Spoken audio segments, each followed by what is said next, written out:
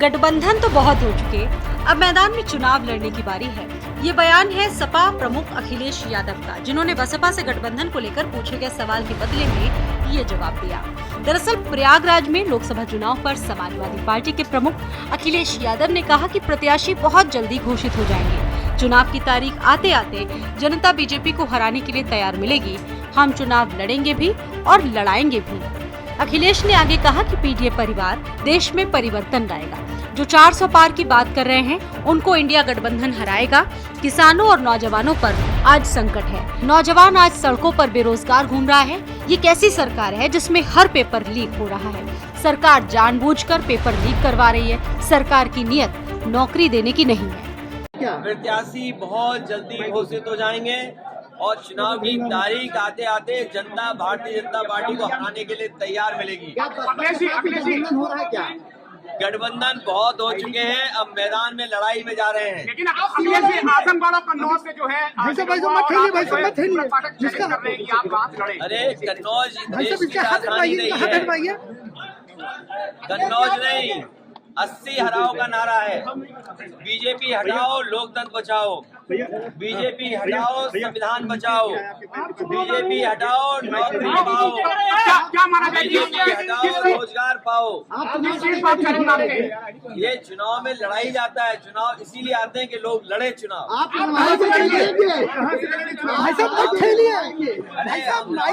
लड़ेंगे भी और सब कुछ करेंगे, आंदोलन को आगे बढ़ाएंगे। अच्छा, आज जो है पूजा पाठ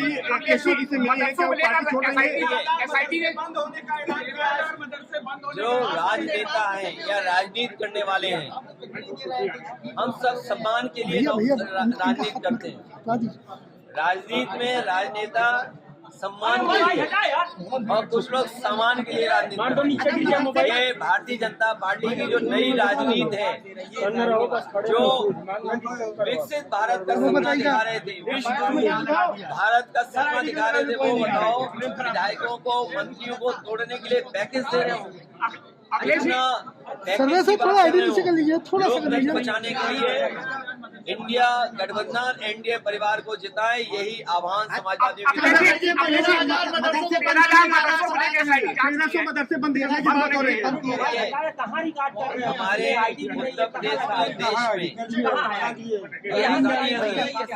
पढ़ाई जाए, मदरसों में पढ़ाई उनके हिसाब से की जाए। मदरसा बोर्ड है और जिन परिस्थितियों में संस्कृत बोर्ड बना होगा, संस्कृत विद्यालय बने होंगे, ये केवल मदरसे बंद नहीं कर रहे हैं, ये संस्कृत के विद्यालय भी बंद कर रहे हैं।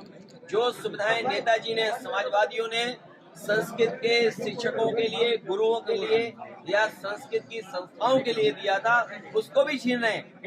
भारतीय जनता पार्टी केवल एक समाज की दुश्मन नहीं है, ये देश को दुश्मन है, देश की। 24 के चुनाव में बीजेपी को चित करने के लिए अखिलेश यादव रणनीति बना चुके हैं। सपा ने पूर्वांचल और पश्चिमी यूपी को लेकर खास दिमाग लगाया है।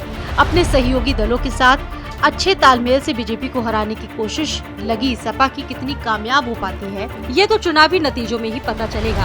आपकी इस पर क्या राय है, हमें कमेंट बॉक्स में जरूर बताएं।